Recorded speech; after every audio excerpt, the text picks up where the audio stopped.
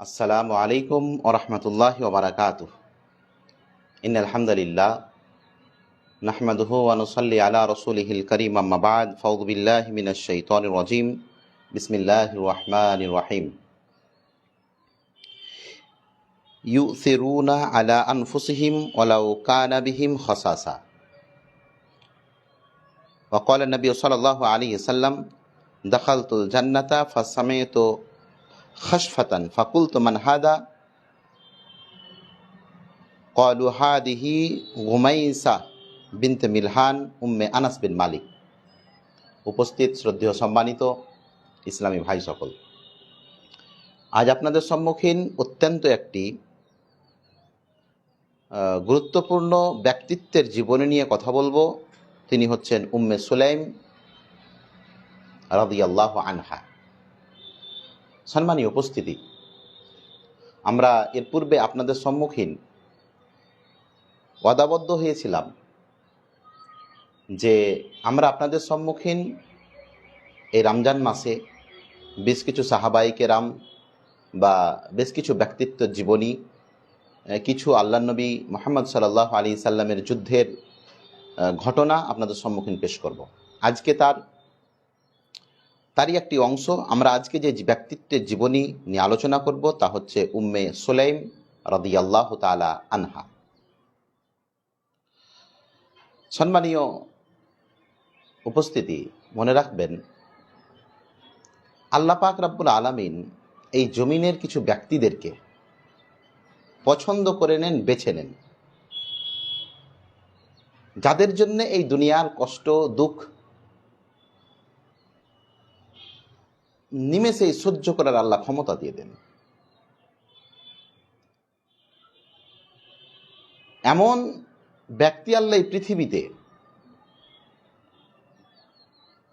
তৈরি করে দেন যারা আল্লাহ পাক রব্বুল আলামিনের জন্যে পৃথিবীর সমস্ত শক্তি, পৃথিবীর সমস্ত দুঃখ কষ্ট সহ্য করার জন্য প্রস্তুত থাকে। এই দুনিয়ায় যে সমস্ত ব্যক্তিদেরকে আল্লাহ তাআলা জান্নাতের সুসংবাদ দিয়েছেন, তাদের মধ্যে একজনের নাম হচ্ছে উম্মে সুলাইম রাদিয়াল্লাহু তাআলা আনহা। আজ আমরা ধৈর্য ও সাহসিকতা ও আত্মত্যাগের এক উজ্জ্বল দৃষ্টান্ত আপনাদের সম্মুখীন পেশ করব। আমরা পেশ করব সেই মহিলার জীবনী, যেই মহিলা নিজের জানের চাইতে ইসলামকে বেশি প্রাধান্য দিয়েছিলেন, যিনি নবী মুহাম্মদ রাসূলুল্লাহ সাল্লাল্লাহু আলাইহি ওয়াসাল্লামের জন্য সমস্ত রকম দুঃখ কষ্ট নিমেষে সহ্য করেছিলেন। আমি আপনাদের সম্মুখীন তুলে ধরব আল্লাহর নবীর প্রিয় খাদিম, আল্লাহ নবী মুহাম্মদ সাল্লাল্লাহু আলাইহি ওয়াসাল্লামের প্রিয় পাত্র আনাস রাদিয়াল্লাহু তাআলা আনহর মাতা উম্মে সুলাইম রাদিয়াল্লাহু তাআলা আনহার আজকে জীবনী। উম্মে সুলাইম কবে ইসলাম কবুল করেন, যদিও এই ব্যাপারে উলামায়ে কেরামের মধ্যে বেশ কিছু মতান্তর রয়েছে, কিন্তু সবচাইতে সঠিক মত যেটা হচ্ছে যে নবী মুহাম্মদ সাল্লাল্লাহু আলাইহি ওয়াসাল্লাম মক্কা থেকে মদিনা হিজরত করে যাওয়ার পূর্বেই উম্মে সুলাইম ইসলাম কবুল করেছিলেন। তথা আল্লাহর নবী যখন মক্কাতেই কিছু সাহাবী যখন মদিনাতে ইসলাম প্রচার করেন, ঠিক তাদের হাতেই আল্লাহর নবীকে না দেখে নবী মুহাম্মদ রাসূলুল্লাহ সাল্লাল্লাহু আলাইহি সাল্লামের প্রতি বিশ্বাস স্থাপন করেছিলেন উম্মে সুলাইম। বলা হয় 12 নববীতে তিনি ইসলাম কবুল করেছিলেন, তথা আল্লাহর নবী মক্কা থেকে মদিনা যাওয়ার 2 বছর পূর্বেই উম্মে সুলাইম ইসলাম কবুল করেছিলেন। তিনি ছিলেন একজন আনসারী মহিলা, বংশ ছিল খাজরাজ। আর অত্যাধিক চমৎকার কথা হচ্ছে যে এই খাজরাজি হচ্ছে নবী মুহাম্মদ সাল্লাল্লাহু আলাইহি ওয়াসাল্লামের নানির বংশ। আল্লাহর নবীর নানির বংশ হচ্ছে খাজরাজ, আর এই খাজরাজ গোত্রেরই মহিলা হচ্ছেন কে? উম্মে সুলাইম। তার পিতার নাম ছিল মিলহান। উম্মে সুলাইম রাদিয়াল্লাহু তাআলা আনহার কুরবানি, উম্মে সুলাইম রাদিয়াল্লাহু তাআলা আনহর ইসলামের প্রতি যে ত্যাগ এবং ধৈর্য সাহসিকতার যা প্রমাণ দিয়েছেন তার নজির আমরা ইতিহাসের পাতায় আর অন্য কোনো মহিলার পাই না। আল্লাহ নবী মদিনা যাওয়ার পূর্বেই তিনি ইসলাম কবুল করলেন, কিন্তু বড়ই বিপদ। তখন আনাস রাদিয়াল্লাহু তাআলা আনহু কোলে। ইতিমধ্যে তার স্বামী মালিক বিন নাজার উম্মে সুলাইমকে বাধ্য করলো যে উম্মে সুলাইম, তুমি ইসলাম ধর্ম ত্যাগ করো।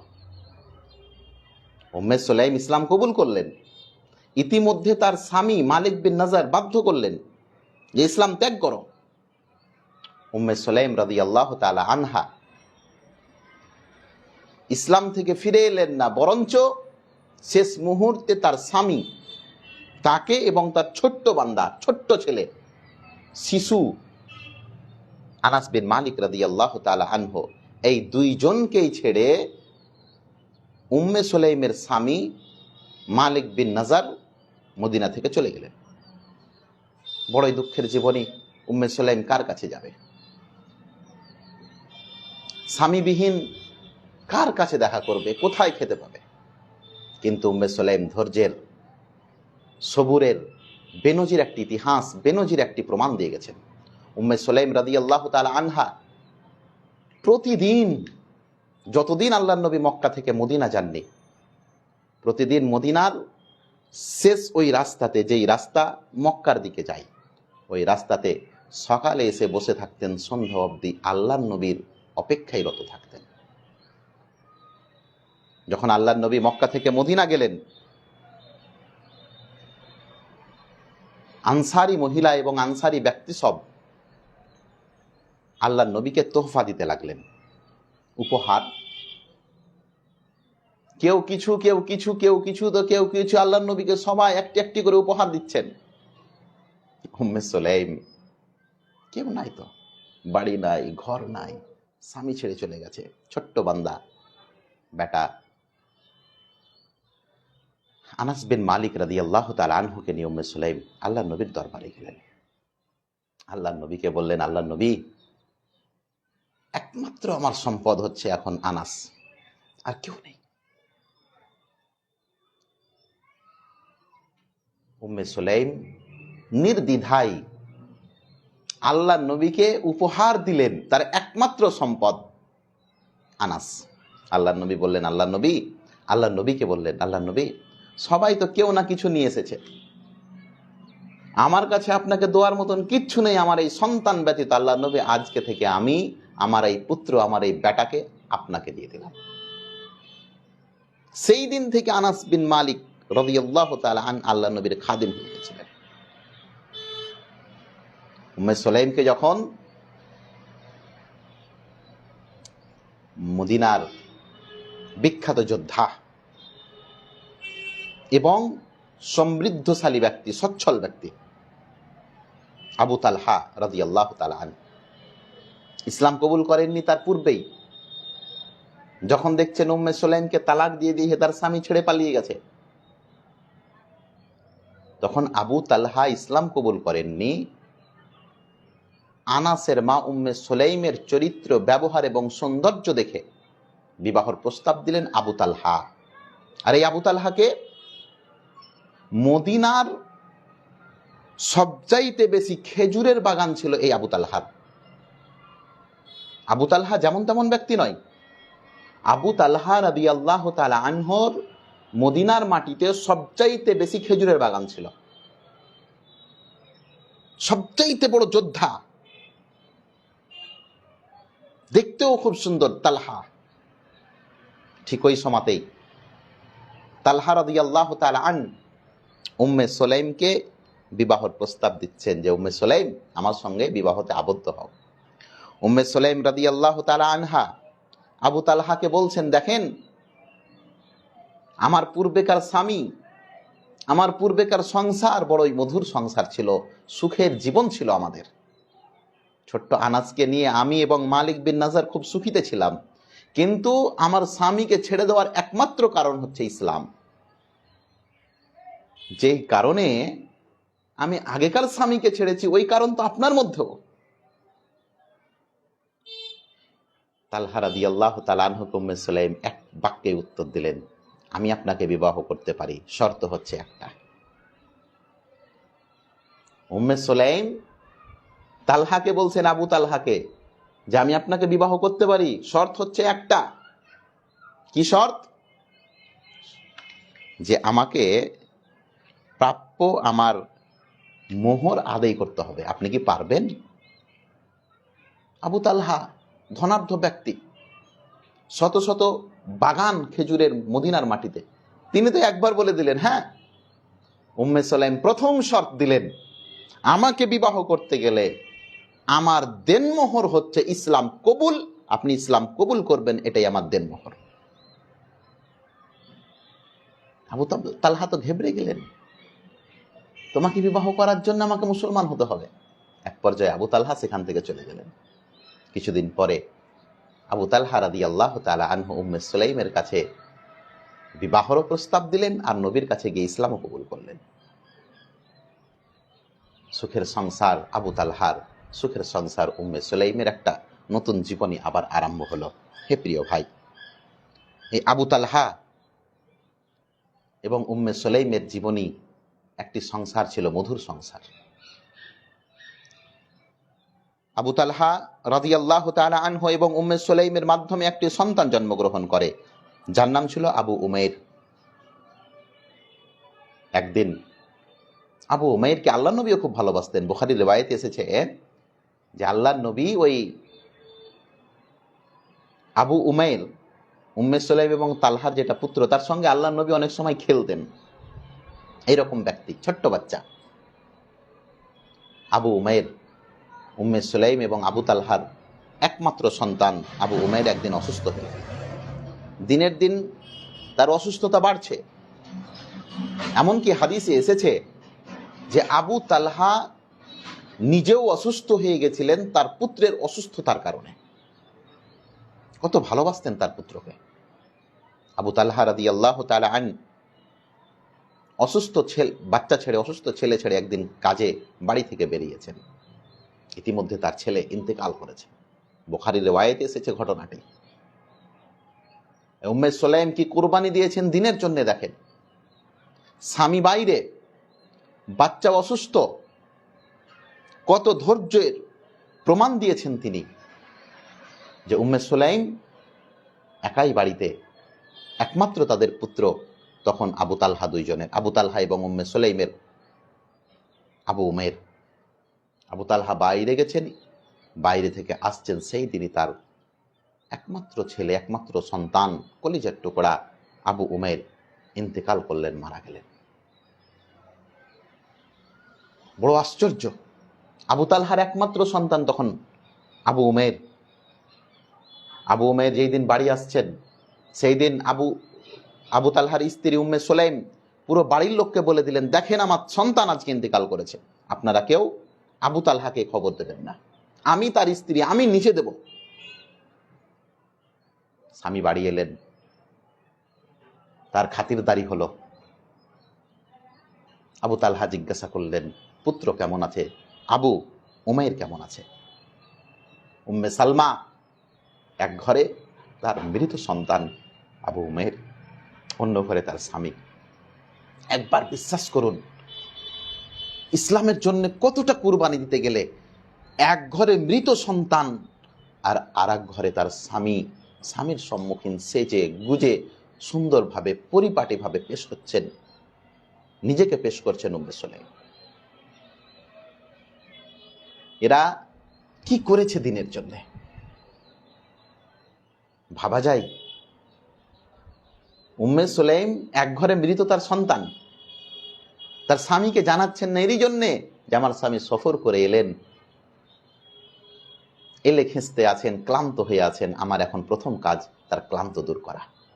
উম্মে সুলাইম সুন্দরভাবে ডেকোরেট ভাবে আবু তালহার কাছে গেলেন। স্বামী স্ত্রী এক অপরের অধিকার পার হলো। ফজরের পূর্বে অত্যধিক ভ্রাক্রান্ত হৃদয় নিয়ে বুদ্ধিমত্তার সহিত এবং এক পর্যায়ে সাহসিকতার সহিত উম্মে সুলাইম তার স্বামী আবু তালহাকে জানালেন, যে বলেন তো, আপনার কাছে কেউ যদি কোনো আমানত রাখে আর যদি ওই আমানতটা ফিরিয়ে নেয় তো আপনি দেবেন কে দেবেন না? আবু তালহা বললেন যে হ্যাঁ অবশ্যই, তার আমানত, সে যখন চাইবে আমাকে দিতে হবে। উম্মে সুলাইম বললেন, আপনার পুত্র আল্লাহর আমানত, আল্লাহ তার নিজের কাছে তাকে ডেকে নিয়েছে। আবু তালহা তো সঙ্গে সঙ্গে বিছানা ছেড়ে উঠে গেলেন এবং রেগে গেলেন স্ত্রীর উপরে। গোসল করে ফজরের নামাজে মসজিদে আল্লাহর নবীর কাছে। আল্লাহর নবী আবু তালহাকে দেখা মাত্রই বলছেন, বারাকাল্লাহু ফি লাইলাতিকুমা, বারাকাল্লাহু ফি লাইলাতিকুমা, আল্লাহ পাক রব্বুল আলামিন তোমাদের এই সুন্দর রাত্রিতে বরকতময় বরকত বর্ষণ করুন। আবু তালহা আল্লাহর নবীকে বলছেন, আল্লাহর নবী, এই ঘটনা। নবী মুহাম্মদ রাসূলুল্লাহ সাল্লাল্লাহু আলাইহি সাল্লাম তাদের জন্য দোয়া করলেন এবং বললেন, তোমার এক সন্তান গেছে আর আজকে তোমার এবং তোমার স্ত্রীর মাধ্যমে আর এক সন্তান আল্লাহ তোমাকে দান করবে। হে প্রিয় ভাই, একবার ভেবে দেখেন, আমাদের স্ত্রীরা কি আজকে এই পর্যায়ের? আমাদের পরিস্থিতি এতটাই জটিল যে বেটার ওষুধ যদি আপনাকে বৈকালে আনতে বলেছে আর আপনি যদি সন্ধ্যায় না নিয়ে গেছেন, তার পরের দিন একবার ঝগড়া হয়। উম্মে সুলাইম, জেনে রাখবেন, ইসলাম সর্বের উপরে। লা ইউমিনু আহাদুকুম হাত্তা আকুনা আহাব্বা ইলাইহি মিন ওয়ালিদিহি ওয়া ওয়ালাদিহি ওয়ান নাসি আজমাইন। উমর আল্লাহর নবীকে বলছেন, আল্লাহর নবী, আমি আপনাকে সবচাইতে ভালোবাসি কিন্তু নিজের জানের চাইতে বেশি ভাই। আল্লাহর নবী কি বলেছিলেন সেই দিন উমরকে? উমর, পুরোপুরি ইমানদার তুমি হতে পারো না। পুরোপুরি ইমানদার যদি হতে চাও, তোমার জান, মাল, ধন, সম্পদ, সন্তান, সন্ততি, পিতা, মাতা সবকিছুর চাইতে প্রধান তোমার চাহিদা, প্রধান তোমার ভালোবাসার পাত্র হতে হবে মুহাম্মদ রাসূলুল্লাহ সাল্লাল্লাহু আলাইহি সাল্লাম। উম্মে সুলাইম এক জ্বলন্ত সাহসিকতার দৃষ্টান্ত পেশ করে গেছেন আমাদের জন্য। এই উম্মে সুলাইম রাদিয়াল্লাহু তাআলা আনহা, তিনি অত্যধিক জ্ঞানী ব্যক্তি ছিলেন, জ্ঞানী মহিলা। তার জ্ঞানের একটি উদাহরণ আপনাকে দিই। তিনার আল্লাহ নবীর ইন্তিকালের পরে দুইজন মুফতি, মদিনার মুফতি এবং মক্কার মুফতি, ওই সময়তে মদিনার মুফতি ছিলেন যায়েদ বিন সাবিত রাদিয়াল্লাহু তাআলা আনহু, আর মক্কা এবং তায়েফের মুফতি ছিলেন আব্দুল্লাহ বিন আব্বাস রাদিয়াল্লাহু তাআলা আনহু। আব্দুল্লাহ বিন আব্বাস ছিলেন মক্কা এবং তায়েফের মুফতি, যিনি ফতোয়া দেন, আর মদিনার ছিলেন যায়েদ বিন সাবিত। হজের একটি বিষয় নিয়ে এদের মধ্যে মতান্তর হয়, দুই মুফতিতে, কিন্তু সাধারণ ব্যক্তিতে নয়। আজকে যারা বলছেন আলেমদের মধ্যে এত বিভ্রান্ত কেন? আরে ভাই, আলেমদের মধ্যে ফতোয়া নিয়ে বিভ্রান্ত কোন আমলে ছিল না? আল্লাহর নবীর যুগে ছিল না? ও তো আমাদের কপাল ভালো যে ওহী অবতীর্ণ হতো আর শরীয়তের ঠিক কোনটা ভুল কোনটা ওটা আল্লাহ তাআলা স্বয়ং আল্লাহ নবীকে বলে দিতেন। কোন যুগে ছিল না? সাহাবায়ে কেরামদের যুগে ছিল না? মাসলা মাসাইল নিয়ে বিভক্তি ছিল। আব্দুল্লাহ ইবনে আব্বাস মক্কার মুফতি আর যায়েদ বিন সাবিত মদিনার মুফতি, দুই মুফতিতে হজের একটি বিষয় নিয়ে মতান্তর হয়। আর এই দুই মুফতির ফাইসালা করেন কে? উম্মে সুলাইম রাদিয়াল্লাহু তাআলা আনহা। ভেবে দেখেন, দুইজন মুফতি, তাদের ফতোয়ার উপরে ফাইসালা শোনাচ্ছেন কে? উম্মে সুলাইম রাদিয়াল্লাহু তাআলা আনহা। তিনি বলছেন যে আমরা একবার সাফিয়ার সঙ্গে হজে ছিলাম, এটা ঘটেছিল, আল্লাহ নবী এরকম করেছিলেন, যেটা বুখারীতে এসেছে রিওয়ায়াতটি। উম্মে সুলাইম অত্যধিক জ্ঞানী মহিলা ছিলেন এবং নবী মুহাম্মদ সাল্লাল্লাহু আলাইহি সাল্লামের অত্যধিক প্রিয় পাত্র ছিলেন তিনি। যুদ্ধের ময়দানে তার বেনজির মিসাল রয়েছে। দিয়ানতদারিতা, মেহমান নওয়াজিতা, দান সাদকার তো অনুপম একটি দৃষ্টান্ত পেশ করে গেছেন তারা স্বামী এবং স্ত্রী। যখন কোরআনে অবতীর্ণ হলো লান তানালুল বিররা হাত্তা তুনফিকু মিম্মা তুহিব্বুন, যে তোমার প্রিয় পাত্রটি, প্রিয় জিনিসটি যতক্ষণ অবধি আল্লাহর পথে ব্যয় না করবে, আল্লাহর ভালোবাসা পাবে না। তখন আবু তালহা রাদিয়াল্লাহু তাআলা আনহু তিনার বাগান খেজুরে, যেটা মসজিদে নববীর নিকটে ছিল, যেখানে আল্লাহর নবী মাঝে মধ্যেই নামাজের পরে একটু বের হতেন, আল্লাহর নবীকে এসে বলেন, আল্লাহর নবী, আমার সবচাইতে প্রিয় হচ্ছে এই বাগানটি, যেটি আজকে থেকে আমি আল্লাহর হস্তে দান করে দিলাম। এই আবু তালহা এবং নবী মুহাম্মদ রাসূলুল্লাহ সাল্লাল্লাহু আলাইহি ওয়াসাল্লাম এই আবু তালহার ব্যাপারে উহুদের যুদ্ধে যে নজির পেশ করেছিলেন তিনি, তা কি আমরা ভুলে যেতে পারি? নবী মুহাম্মদ রাসূলুল্লাহ সাল্লাল্লাহু আলাইহি ওয়াসাল্লাম আবু তালহাকে কেন্দ্র করে বলেছিলেন যে আবু তালহার একটি গর্জন কাফেরদের পুরো জমাতের উপরে ভারী পড়ে। আবু তালহার একটি গর্জন, তিনি যোদ্ধা ছিলেন। উহুদের প্রান্তে যখন চারিদিক থেকে কাফেরেরা আল্লাহর নবীকে ঘিরে নেয়, তখন মুহাম্মদ রাসূলুল্লাহ সাল্লাল্লাহু আলাইহি ওয়াসাল্লামকে চারিদিক দিয়ে ঘিরে নেন ঢাল দিয়ে আবু তালহা। আল্লাহর নবী মাঝে মধ্যে আবু তালহার ঢালের ফাঁক দিয়ে কাফেরদেরকে দেখার চেষ্টা করছেন। ইতিমধ্যে আবু তালহা আল্লাহর নবীকে বলছেন, আল্লাহর নবী, আপনি চেহারা নিচে করেন, এমনটা না হয় কাফেরদের তীর আপনার দেহ মোবারকে কোনো কষ্ট দেবে।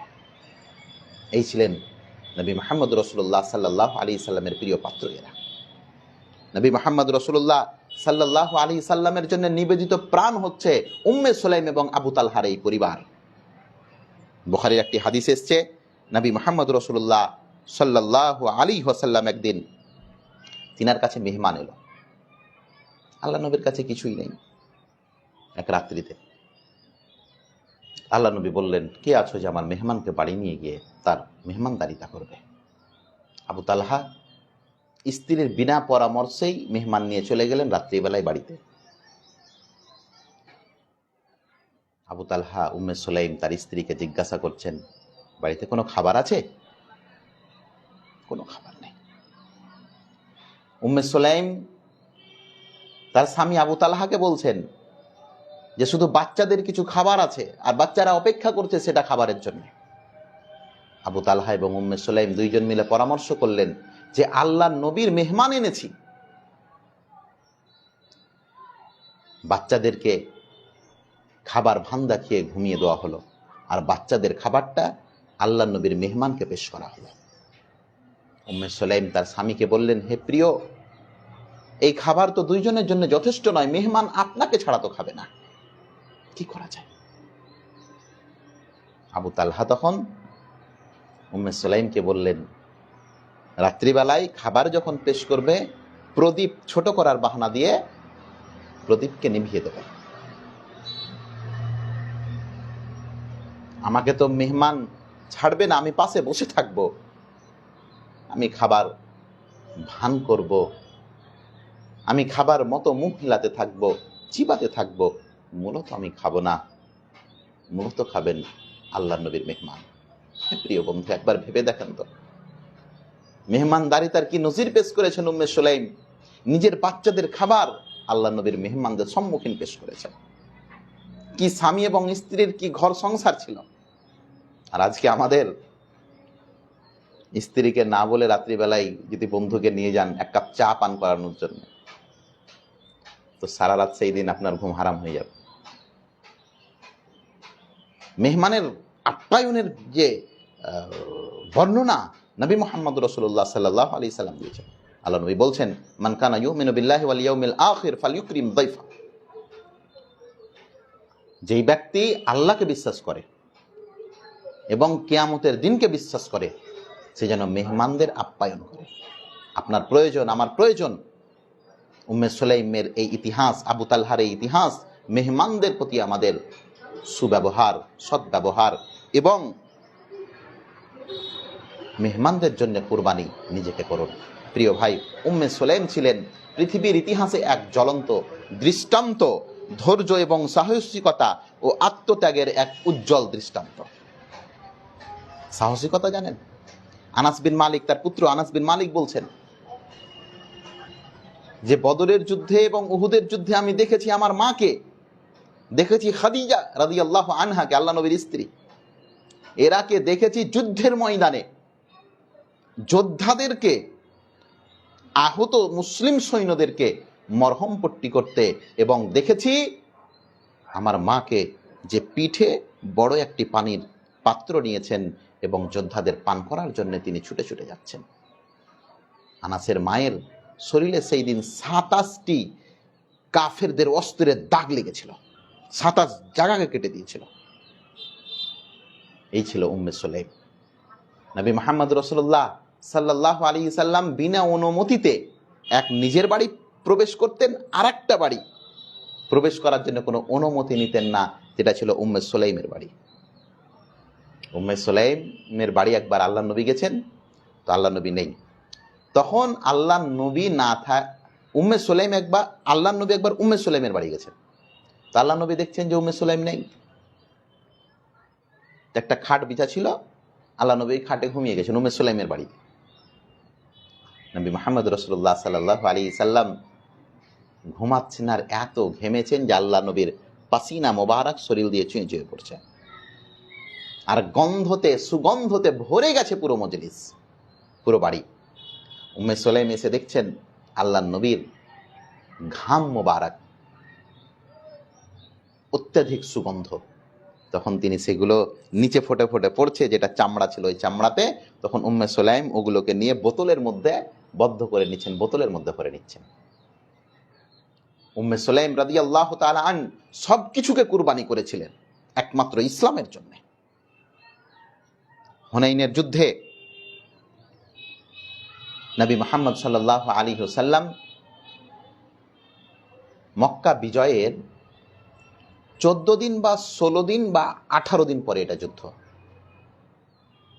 হুনাইন। এটা মূলত তাইফবাসীদের বিরুদ্ধে যুদ্ধ। সেই দিন মুসলমানেরা সংখ্যায় ছিল 12,000, কাফেরদের চাইতে সংখ্যায় মুসলমানেরা সেই দিন বেশি ছিল। হুনাইনের যুদ্ধ মক্কা বিজয়ের ওই আনুমানিক 15 দিন পরে এটা যুদ্ধ।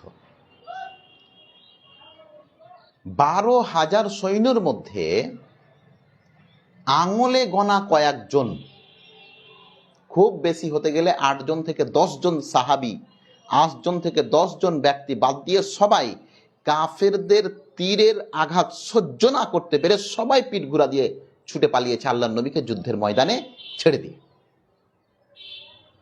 তা আল্লাহর নবীকে যুদ্ধের ময়দানে ছেড়ে দিয়ে চলে যাওয়া, এটা তো পাপের কাজ না, পাপ। তো উম্মে সুলাইম কিন্তু সেই দিন যুদ্ধতে ছিলেন, একটা খঞ্জর নিয়ে গেছেন, দুদিকেই ধার আছে। যে মুসলমানেরা আল্লাহর নবীকে হুনাইনের প্রান্তে ছেড়ে পিঠ ঘুরা দিয়েছে, তাদেরকে বারবার আঘাত করছে আর বলছে যে আল্লাহ নবীকে যুদ্ধের ময়দানে ছেড়ে দিয়ে তোমরা পালিয়ে যাচ্ছ।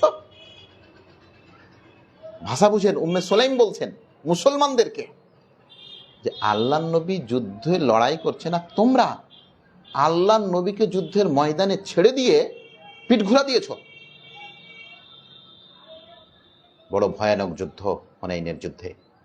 নবী মুহাম্মদ রাসূলুল্লাহ সাল্লাল্লাহু আলাইহি সাল্লামের কাছে আবু তালহা তার স্ত্রীকে ধরে নিয়ে এসেছেন, এসে বলছেন আল্লাহ নবী দেখেন আমার স্ত্রীর কাজ। আল্লাহ নবী বলছেন কি হয়েছে? যে দেখেন আল্লাহ নবী যুদ্ধের জন্য একটা খঞ্জর নিয়ে চলে এসেছে, যার দুদিকেই ধার আছে। আল্লাহ নবী মুহাম্মদ সাল্লাল্লাহু আলাইহি সাল্লাম উম্মে সুলাইমকে বললেন, উম্মে সুলাইম এটা কি, যুদ্ধের ময়দানে এটা কেন নিয়ে এসছো তুমি? উম্মে সুলাইম আল্লাহ নবীকে বলছেন, আল্লাহ নবী এটা নিয়ে এসেছি তার কারণ, যদি কোনো ব্যক্তি কোনো কাফের আপনার কাছে ভিড়ার, আপনার কাছে আসার চেষ্টা করে, আমি এই খঞ্জর দিয়ে তার ভুঁড়িকে ফাঁসিয়ে দেব। বুখারীর রিওয়ায়াতে এসেছে, আমি এই খঞ্জর দিয়ে তার ভুঁড়িকে ফাঁসিয়ে দেব, তার ভুঁড়িকে ফুটো করে দেব। আমরা থাকতে আপনার কাছে কেউ অস্ত্র নিয়ে ভিড়ে যাবে, এটা হতেই পারে না। এরপরে আল্লাহ নবীকে উম্মে সুলাইম বলছেন, আল্লাহ নবী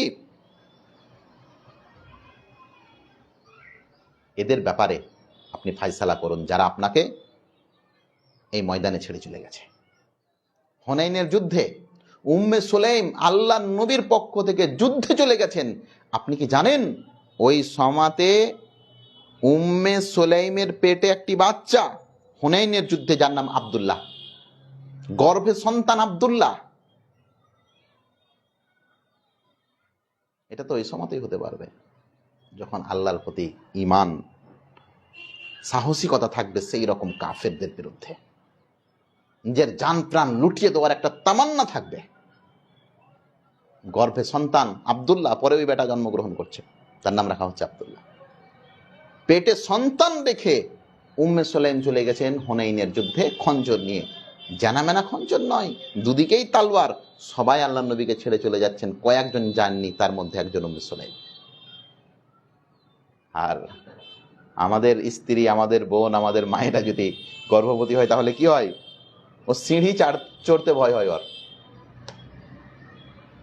সিঁড়ি চড়তে গেলে কি বলে, কাপড়ের বালতিটা আপনি রেখে আসেন না একটু উপরে। ইসলাম কাপুরুষদের ধর্ম নয়, ইসলাম যোদ্ধাদের ধর্ম। ইসলাম কখনোই মাথা নত করে বেঁচে থাকতে শিখায়নি। ইসলাম শিখিয়েছে, আল্লাহ নবী বলতেন, আল্লাহুম্মা লা আইশা ইল্লা আইশাল আখিরাহ। আল্লাহ তোমার কাছে কোনো সুখ চাই না, কিন্তু হ্যাঁ মৃত্যুর পরে সুখ চাই, শান্তি চাই। আজকে কি পেয়েছি আমরা? আজকে আমাদের বোনেরা, আমাদের মায়েরা, আমাদের স্ত্রীরা, মুসলিম মেয়েরা নিজের সন্তান সন্ততিদেরকে জিহাদের ময়দানে পিছন থেকে ধাক্কা কি দিবে? যারা আরশোলা দেখে ভয় খায়, যারা গিরগিটি এবং টিকটিকি দেখতে গেলে স্বামীকে ফোন করে যে তাড়াতাড়ি বাড়ি আসি, আজকে ঘরে আরশোলা ঢুকেছে। ইসলামের নজির দেখুন, উম্মে সুলাইম তার কুরবানির কারণেই তো আমরা ইসলাম পেয়েছি। উম্মে সুলাইমের মতন বীর মাই তো জন্ম দিতে পারে আনাস বিন মালিক রাদিয়াল্লাহু তাআলা আনহুর মতন ব্যক্তিকে। উম্মে সুলাইমের মতন ব্যক্তিত্বই, মহিলাই তো পারে আবু তালহার মতন ব্যক্তিকে ইসলামের ছত্র ছায়ায় আনতে। ভাবতে পারেন, এত বড় যোদ্ধা আবু তালহা রাদিয়াল্লাহু তাআলা আন। উহুদের প্রান্তে আল্লাহর নবীর দেহরক্ষী ছিল 11 জন, তার মধ্যে 9 জনকেই কাফেররা শহীদ করে দিয়েছিল। বেঁচে যিনি ছিলেন তার মধ্যে একজন আবু তালহা। এত বড় যোদ্ধা ইসলামে উপহার দিয়ে গেলেন উম্মে সুলাইম। আজ আমাদের মধ্যে অধিকাংশ মানুষ উম্মে সুলাইমের কুরবানি জানি না, উম্মে সুলাইম কে জানি না, উম্মে সুলাইমের অবদান জানি না। যে উম্মে সুলাইম নিজের সব কিছু আল্লাহর নবীর জন্য বিলিয়ে দিলেন, সেই উম্মে সুলাইমকে আজকে মুসলমানেরা ইতিহাসের পাতা থেকে মুছিয়ে দিয়েছে। সেই উম্মে সুলাইমকে আমরা আজকে, উম্মে সুলাইমের আজকে আমরা নামগন্ধ জানি না। হে প্রিয় মুসলিম, একবার ভেবে দেখো, এই উম্মে সুলাইমদের ইতিহাস আল্লাহর নবীকে বলছেন, আল্লাহর নবী ওদের প্রত্যেকের আপনি হিসাব নেন, তাদেরকে বেত্রাঘাত করুন যারা আপনাকে যুদ্ধের ময়দানে ছেড়ে চলে গেছে। আল্লাহর নবী বললেন, বুখারীর হাদিসে এসেছে, ইয়া উম্মে সুলাইম ইন্নাল্লাহা কাদ কাফা ওয়া আহসান। হে উম্মে সুলাইম, তাদের জন্য কি আল্লাহ যথেষ্ট নয়? আল্লাহ তাদের জন্য কি আল্লাহ যথেষ্ট নয়? আজ আমরা কি পেরেছি নিজের স্ত্রী, নিজের বেটি, নিজের বোন এবং নিজেকে এইরকম দৃষ্টান্ত পেশ করতে? উম্মে সুলাইম ছিলেন ওই ব্যক্তিদের মধ্যে একজন যিনারা এই দুনিয়ায় জান্নাতের সুসংবাদ পেয়েছিলেন। এই দুনিয়াতেই আল্লাহ তাআলা তাকে জান্নাতের সুসংবাদ দিয়েছিলেন। আল্লাহর নবী বলছেন, মুসলিমের একটি হাদিস এসেছে যে মিরাজের দিন নবী মুহাম্মদ সাল্লাল্লাহু আলাইহি সাল্লাম ইসরা এবং মিরাজের দিন জান্নাতে দেখছেন যে একটি জান্নাতে মহিলা প্রবেশ করছে। দাখালতুল জান্নাতা ফাসামাইতু খাসফাতান ফাকুলতু মান হাদা। বলা হলো, আল্লাহ নবী বলছেন, আমি একজন মহিলাকে জান্নাতের মধ্যে প্রবেশ করতে দেখলাম। যে এটা কে জান্নাতে চলে যাচ্ছে? আল্লাহ নবী তার পিছনটা দেখতে পেয়েছেন, মুখ দেখতে পান। ক্বালু হাদিহি গুমাইসা বিনতে মিলহান। ফেরেশতারা জানালেন, হে আল্লাহর নবী, এটা হচ্ছে গুমাইসা বিনতে মিলহান তথা আনাসের মা উম্মে সুলাইম। দুনিয়াতে যাকে আল্লাহ পাক রব্বুল আলামিন জান্নাতের সুসংবাদ দিয়েছেন, তিনি হচ্ছেন উম্মে সুলাইম, আনাসের মা। এর জন্য তো আল্লাহ পাক রব্বুল আলামিন এদের জন্যই তো জান্নাত রেডি করে রেখেছেন, জান্নাত প্রস্তুত করে রেখেছেন। ওয়া মিনান নাসি মান ইয়াশরি নাফসাহু ইবতিগা মারদাতিল্লাহ ওয়াল্লাহু রাউফুম বিল ইবাদ। এদের জন্যই তো আল্লাহ কোরআনে বলেছেন, ইন্নাল্লাহ হাশতারা মিনাল মুমিনিনা আনফুসাহুম ওয়া আমওয়ালাহুম বিআন্না লাহুমুল জান্নাহ। জান মাল সবকিছু এই দুনিয়ায় দিয়ে দাও, ওই দুনিয়ায় আল্লাহ তোমাকে এর বিনিময়ে জান্নাত দেবেন। আল্লাহ বলছেন ক্রয় করতে হবে আল্লাহর কাছে জান্নাত। তুমি কিছু দাও, বিনিময়ে আল্লাহ জান্নাত দেবেন। তুমি কি দেবে? জান মাল সবকিছু আল্লাহর জন্য, বিনিময়ে আল্লাহর কাছে জান্নাত। হে প্রিয় ভাই, যাদের ব্যাপারে আল্লাহ কোরআনে আয়াত অবতীর্ণ করছেন, মেহমানদারিতার যে দৃষ্টান্তটা পেশ করা হয়েছে, উম্মে সুলাইমের যে আবু তালহা এবং উম্মে সুলাইমের যে ঘটনাটা, মেহমানদারিতার, যে প্রদীপকে হালকা করতে গিয়ে প্রদীপ নিভিয়ে দিয়েছে উম্মে সুলাইম আর আবু তালহা। এরাই তো দুজন জানেন যে বাড়ির ঘটনাটা কি। মেহমান তো আর জানে না যেটা বাচ্চাদের খাবার, মেহমান তো আর জানে না প্রদীপ ছোট করার নাম দিয়ে নিভিয়ে দেওয়া হলো। মেহমান তো আর জানে না যে আমার পাশে বসে আছে আবু তালহা, ঠিক, কিন্তু আবু তালহার মুখ হিলছে, কিন্তু এর মুখে কোনো খাবার চাইনি। মেহমানে রসুল, আল্লাহ নবীর মেহমান পেট পুরে খেয়ে উঠে গেলেন। সকালে যখন নবী মুহাম্মদ রাসূলুল্লাহ সাল্লাল্লাহু আলাইহি ওয়াসাল্লামের দরবারে আবু তালহা গেলেন, আল্লাহর নবী আবু তালহাকে দেখেই বললেন, আবু তালহা, কালকে যেটা তোমার বাড়িতে ঘটেছে এটা দেখে আল্লাহ হেসে দিয়েছেন। আবু তালহা বলছেন, আল্লাহর নবী, আমি এবং আমার স্ত্রী এই দুজন ছাড়া তৃতীয় কোনো ব্যক্তি জানে না আমাদের বাড়িতে কালকে কি ঘটেছে, কিন্তু আপনাকে আল্লাহ এত তাড়াতাড়ি এসে বলে দিল। নবী মুহাম্মদ রাসূলুল্লাহ সাল্লাল্লাহু আলাইহি সাল্লাম বলছেন, আল্লাহ আশ্চর্যান্বিত হয়েছেন, আল্লাহ হেসে ফেলেছেন মেহমানের মেহমানদারিতার তোমাদের এই ব্যবস্থাপনা দেখে। সঙ্গে সঙ্গে আল্লাহ পাক রব্বুল আলামিন ওহী অবতীর্ণ করলেন সূরা হাশর সূরা নম্বর 59 আয়াত নম্বর 9, ইউসিরুনা আলা আনফুসিহিম ওয়ালাউ কানা বিহিম খাসাসা। আল্লাহ পাক রব্বুল আলামিন বলছেন, এরা তো হচ্ছে তারাই যারা নিজের উপরে অপরকে প্রাধান্য দেয়। হে প্রিয় ভাই, আজকে আমাদের প্রয়োজন আছে উম্মে সুলাইমের মতন ব্যক্তিত্বকে আমাদের মা ও বোনদেরকে শোনানো। স্বামীকে সন্তুষ্ট করার জন্যে, স্বামীকে খুশি করার জন্যে এই নজির কি আমরা আমাদের স্ত্রীরা দিতে পারবে যে এক ঘরে আমার মৃত সন্তানকে শুইয়ে রাখবে আমাকে সন্তুষ্ট দেওয়ার জন্য, আমাকে খুশি করার জন্য, অন্য কোনো কারণ ছিল না। পরে যখন আল্লাহ নবী জিজ্ঞাসা করে উম্মে সুলাইমকে, যেটা কেন করলে, তোমার স্বামীকে কেন জানালে না, ছেলে মারা গেছে। উম্মে সুলাইম কি বলেছিলেন, যে আমি চাইছিলাম না যে আমার স্বামী বাইরে থেকে বাড়ি দিয়ে এসেছে কত আশা প্রত্যাশা নিয়ে, এই আশা প্রত্যাশাটা সবকিছু নষ্ট হয়ে যাক এই দুঃখের সংবাদ শুনে। যা ঘটার ওটা তো ঘটেই গেছে। প্রিয় বন্ধু, মনে রাখবেন, এই সমস্ত ব্যক্তিদের জীবনী আমাদের জন্য অনুপ্রেরণা দেয়, আমাদেরকে বাঁচতে শিখায়। উম্মে সুলাইম ধৈর্য এবং সাহসিকতা, আত্মত্যাগ এর এক উজ্জ্বল দৃষ্টান্ত। আমরা আশা রাখব যে আমরা সবাই এই উম্মে সুলাইমের মতন ব্যক্তিত্বের কিছু ঘটনা আমাদের পরিবার, আমাদের আত্মীয় স্বজন, আমাদের স্ত্রী, আমাদের মা ও বোন, আমরা নিজে এই ঘটনাগুলো শুনি, যে এই ঘটনার মাধ্যমে আমি আপনি উপকৃত হব, আমার এবং আপনার আমলগুলো পরিবর্তন হবে, আমি এবং আপনি আখিরাতমুখী হব। আল্লাহ যেন আমাদের সকলকে উম্মে সুলাইমের জীবনী থেকে অনেক কিছু শিখার এবং উম্মে সুলাইমের এই জীবনী থেকে অনেক কিছু বুঝার তৌফিক দান করেন। আল্লাহ যেন আমাদের প্রত্যেক ঘরে ঘরে উম্মে সুলাইমের মতন ব্যক্তিত্ব তৈরি করে দেন। আমিন।